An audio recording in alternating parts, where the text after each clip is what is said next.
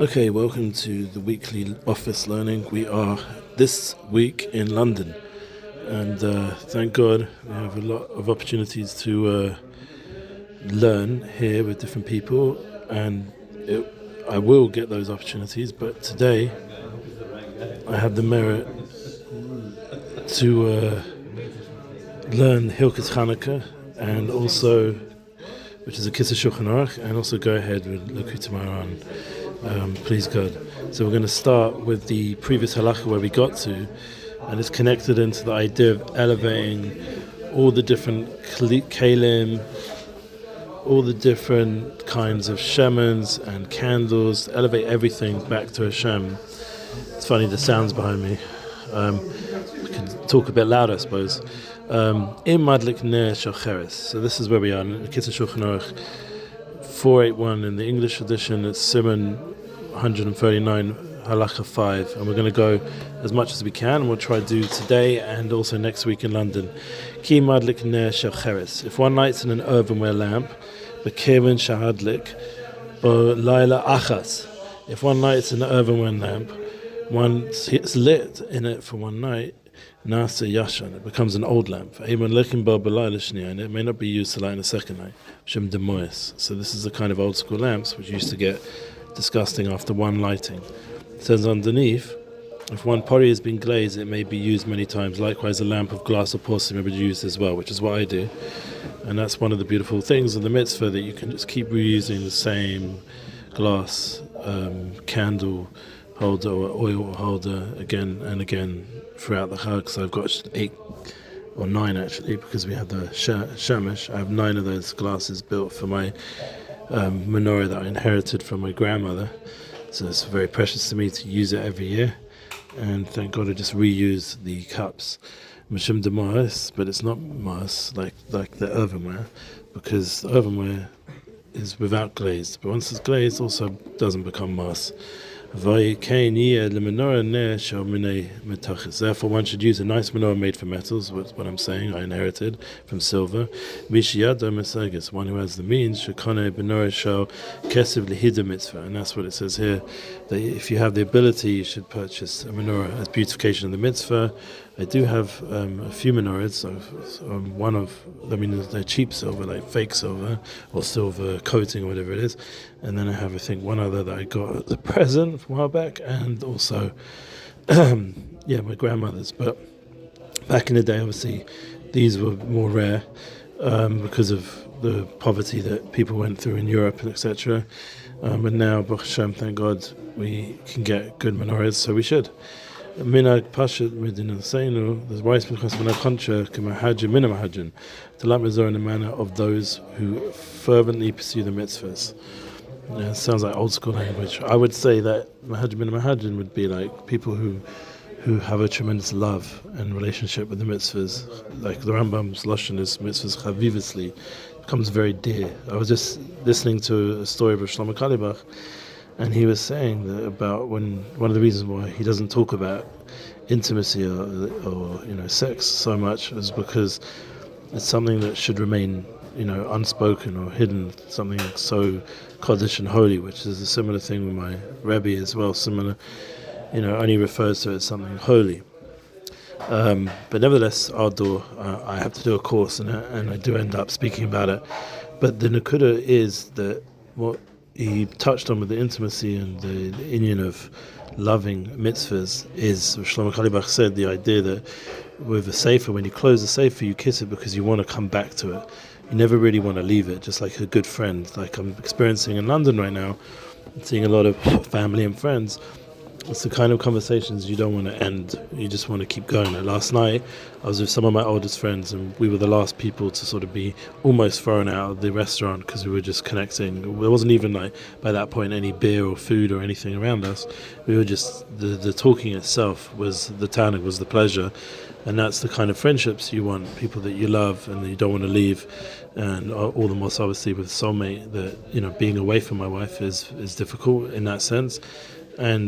But that's the idea, that you give a kiss to the sefer, the concept of giving, showing your love and chavivus of the mitzvah, so too with the menorah, and this is something beautiful that we can learn about. So the idea of Mahajin, Mina Mahajin was specific to this concept of Chanukah, that it was the opposite of the Greek understanding of Yevonim, which was to make Torah and mitzvahs into academic study, into another subject that people could learn about in university or something, and instead of the neshama, the burning love that we have for the mitzvahs, and that comes out Hanukkah, this fire from the soul, and that's Mahajin, Min Mahajin.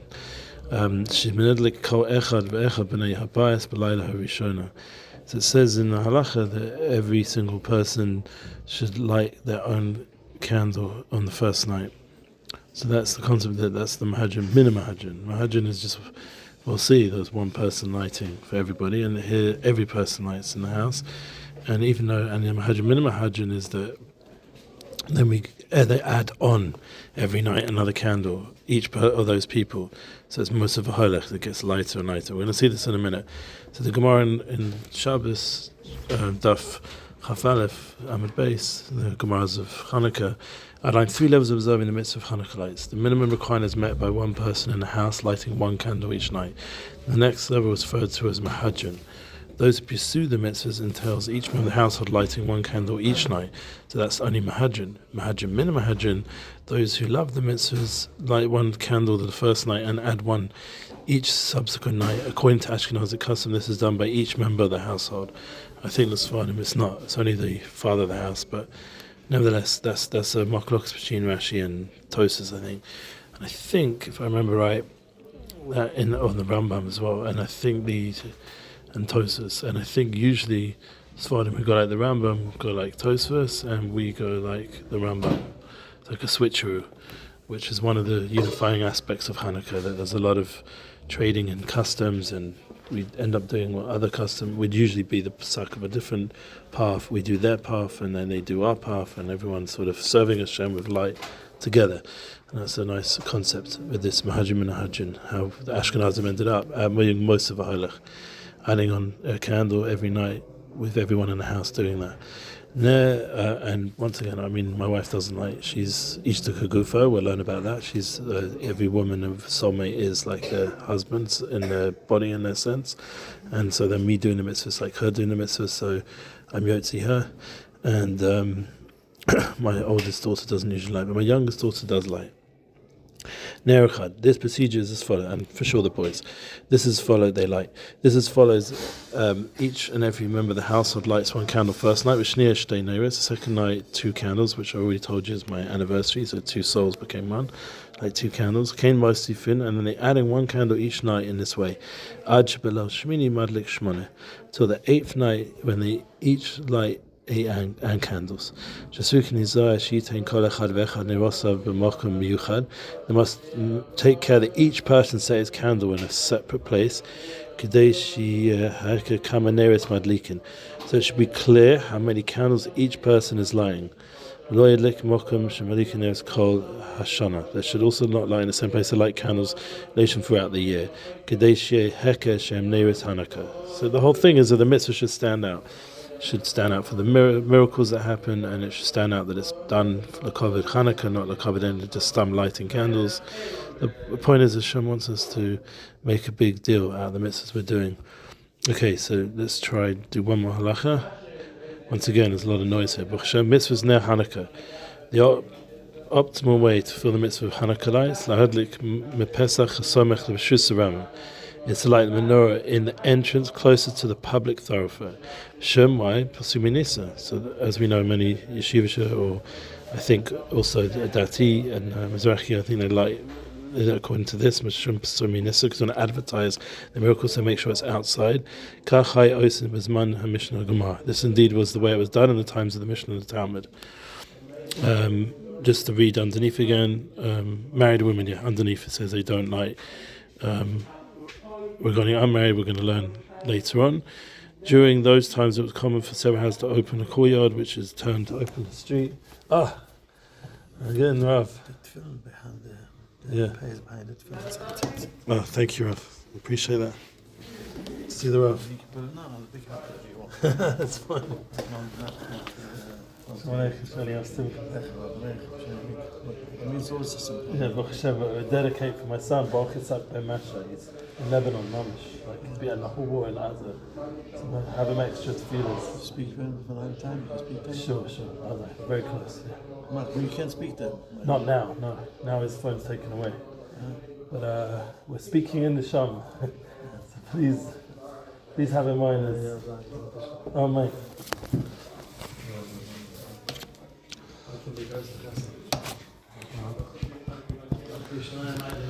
Baruch Hashem, that was the Rav of Edgeware, of Shnei Baug, should be well, Shlita. And so the idea of Pasumi Nissa, so with the miracles that were going on in the war, that's another unbelievable miracle. So we should advertise these miracles that have happened to our people, all of history, but specifically Chanukah. So that was how it was done in the times of Mishnah and the Talmud. And it says, during those times, it was common for several houses to open the koyer, which would turn open the street. The people were therefore lit at the courtyard entrance. However, nowadays, when we live among the nations, we light the menorah in the house where one lives, and that's how the Chassidim paskin. In many communities in Eretz Yisrael, the menorah is commonly lit at the entrance of the home. So Eretz Yisrael obviously is slightly different because we don't live amongst the nations. So maybe that's the Orish of Mashiach and faster than a miracle, completely advertise the miracle. It's like the ultimate marketing, like Chabad have put a menorah everywhere in the world and are doing marketing globally of the miracles of Hanukkah. And as everyone knows, I would generally do a lot of bookings during Hanukkah. I've been asked for many of the artists, Shulam, Alex Clare, and the other different talents. And Nissan Black is one of the biggest bookings I get every year is by Hanukkah, because his whole name, his whole essence is Nissan. BORUCH, his blessing of miracles. So the Unity bookings, Baruch Hashem, reach out. So that is advertising the miracle. If one has a window facing the public thoroughfare, so the good news is, if you're lying in a house, you're bringing the light into your home, you can put the menorah in the window, which is what a lot of people do in a frat, I've noticed, in the house, because they have a window facing the street, and then they can fasten the miracle that way. One of the important things to realize, if you do only light in your house, like by the door when people don't see it, I put it by the door, the window. There's a window door, like the Mepesa door. I usually put it there so people don't go out and in and out Hanukkah anyway, because the weather's no good.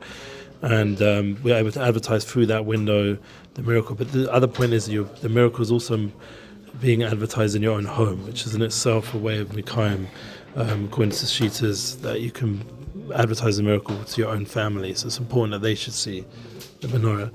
So you don't light when they're asleep, for example. And if they are asleep and there's no one else other than you, then maybe you have to wake them up, such a Havamina, because you need someone to see the miracle.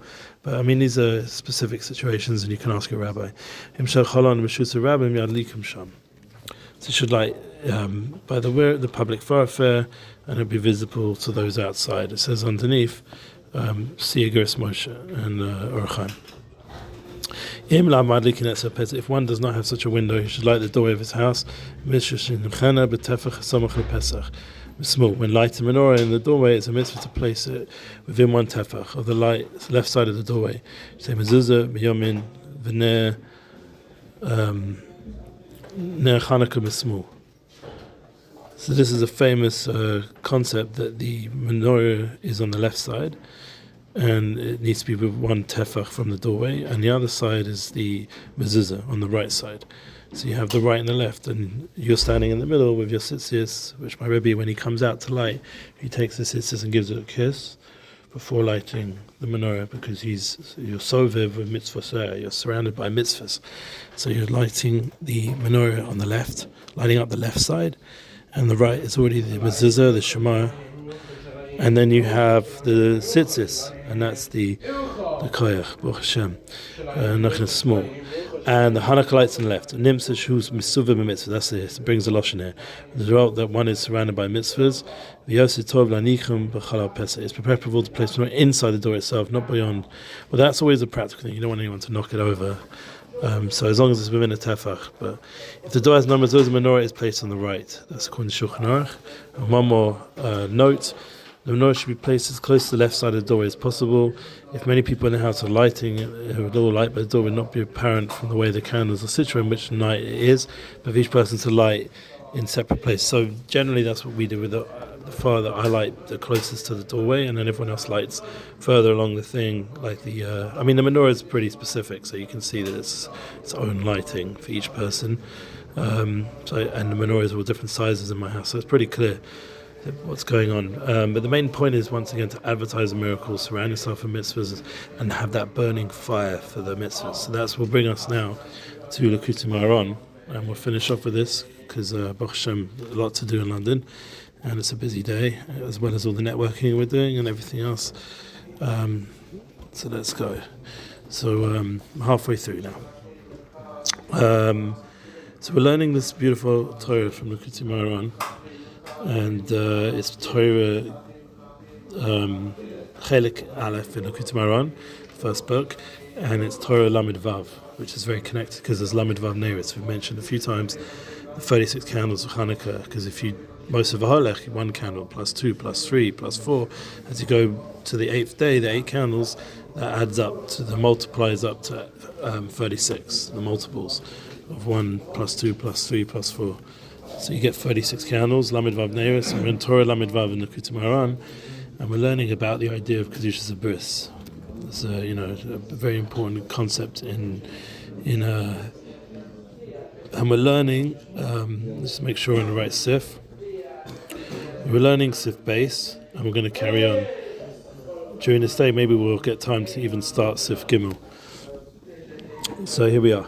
This is Gam Yosef. Kodim Shahayisalo is Galas B'Torah Hainu Chochma Bina. So we're talking about this concept of Chochma Bina last time. Kamashakos Reishis Chochma, and it's connected to the Indian of Yosef.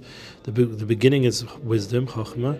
Kiyim Lebina Tikra, and if you're with Bina Tikra, Kodim Shazachla Les Galas B'Torah Sach Lavo B'Nisayan B'Sorif B'Toch Hatayva Kalas Shal Shivim Noshen Hanau. So he says here that, sorry if it's a little bit harder for me to read, the print of the picture isn't so clear, but I'm going to do my best. Kodim shows, so before this idea of the revelation of Torah, a person needs to go through certain challenges. So we all see this in our life. Every time we want to learn, there's going to be some sort of tests, maybe in a lack of ability to be able to learn because of family mitzvahs, mitzvahs kadima that we need to actually perform that no one else can do.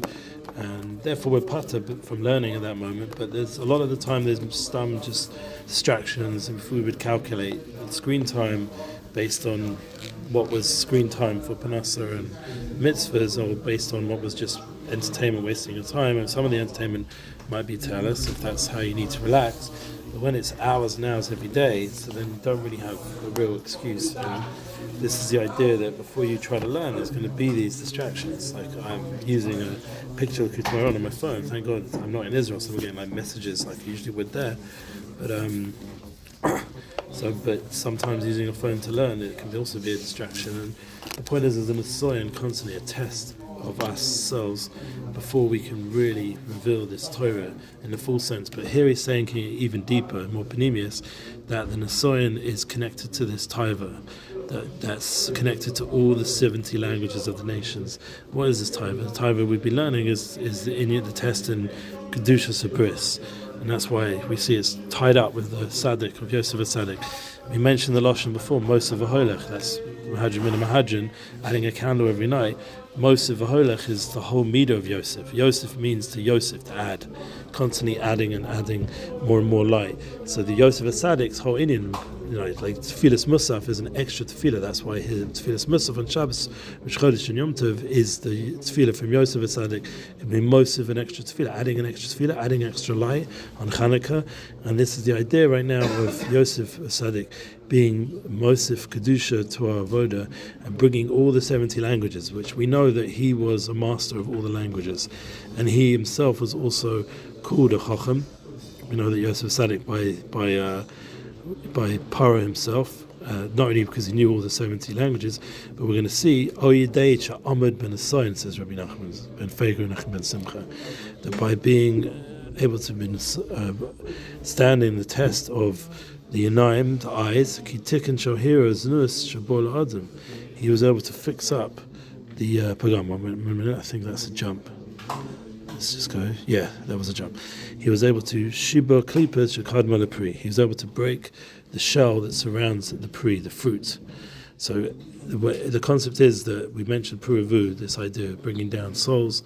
So there's this tremendous koyach of being mosif, building a family, of adding more neshamas, more souls into the world. And the right time is obviously with the right person, the right way, and with intimacy done right. A big part of the kedusha of Hanukkah also is to kind of bring just the ner neshama brings more neshama, and looking at the candles, it's a tremendous tikkun. It's or of Shamashiach, or the neiris of Hanukkah. And this brings us more kedusha, and also the concept of becoming like a Kohen Gadol, lighting a menorah in your home, which is a mikdash ma'at, like we say by the wife every Shabbos. When she lights the candles, she becomes like a Kohen Gadol and brings the light, and fixes up the chet from Chana, the Rosh Tevis, Chala, Nida, and Hadlachis Nevis. The idea that we're there to be misach in the chet admiration all the time. We'll be learning that from Shlomo Kalevach, and based on Hatzaddick, the idea that in the Svarim talk on the Meishlach, the Svarim talk about that there's a tikkun that needs to be done constantly in every day of life. That's all part of the tikkun chet admiration, and will eventually bring us the gula by the tikkun of that chet. And it all goes back to Kedushas Yesod, and what we're learning here, that the klipa comes before the pri. Before you can get to the YITZCHAK, you have to get through the nesayin of the das Tavirah, and that's something which we have constant test in kedusha and intimacy, in learning and davening, and there's always this bilbinim that come, these crazy thoughts of znus, and they're all sourced in the taiva of znus, and it comes and it takes us away from a focus of being able to megala the shivim lashon of the Torah, the shivim panim of Torah, the or penecha zocher the pri. So we want to be zocher to the pri, the fruit. And it's galas Torah, by revealing the Torah, shehi Chochma Bina, and Torah is the concept of Chochma and Bina, as we mentioned before. When it says Reishis Chochma, the Reishis BORUCH is with Chochma Barasa, it's made the world Chochmasa, Bina Hikra, and with understanding. So Reish is the yichud between the yid and the kei, between the ish and the isha. The Chochma and Bina is a yichud and learning of the spark of Torah and understanding it and explaining it and clarifying it. That's the concept back and forth of learning. And that's your zocha to that through standing in the test of taivas, of desires. And that's what Yosef was called by Paro himself, Peira, the one who was completely in the realm of taiva, Paro and the mitzvah, and the desires, and fallen into that almost nun shari bina, or nun shari tum, and we want to bring it back to nun shari bina, nun shari tshuva. That's where we are with the Torah Kedosha, that there was no one more of an understanding and wise guide as Yosef Hatzaddick, and that Yosef was the one who was able to be able to come to high madrigas of Chochma and Bina through being Omed al Nesayin, when he was tested in Mitzrayim from Eishes Potiphar and all the other tests we saw that he went through in Mitzrayim, being in the Beis Hasor, in the prison, and everything else. So I think for today, we should stop at that point, and we'll start in the end of Sif Base next week, and we'll connect this into the Parsha just very quickly, because there's no bigger Nesayin than all the people right now who are waiting for their shidduch, their soulmate, their zivug, and that's Parshas Chai Sarah. It's a tremendous segula. We should daven for our children. Just keep visualizing they'll be zocher to their chasnas, and we'll put out some names of people we're close with. Avram Avishai ben Sarah, a soldier, MET, and Baruch ben MASHA, and all the other friends of us have soldiers fighting now. Have in mind that they should be zocher to zivug emitim. My daughter Tila Rivka Bas MASHA zocher to a tremendous zivug, and they should be zocher through that. That would be a big part of Tikkun Abris, and to be able to come to the revelation of Torah, that we have to have that process, and that's Chai Sarah. Chai Sarah is the legacy of our people. There's no end to our legacy, and that comes together with Kedush Sabris and carrying on the mitzvahs like Ner Chanukah, Ner Mitzvah Torah, And it's also a segula for having children in Talmudei Chachomim.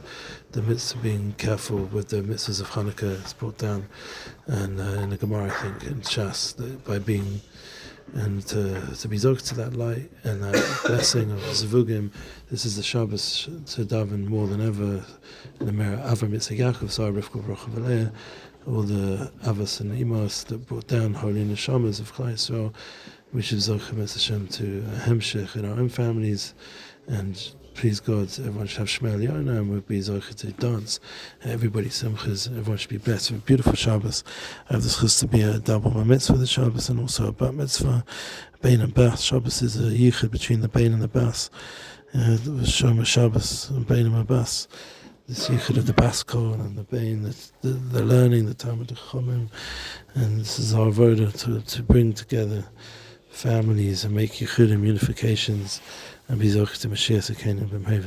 Amen. Have a beautiful week and a beautiful Shabbos, and we should hear any good news. Amen.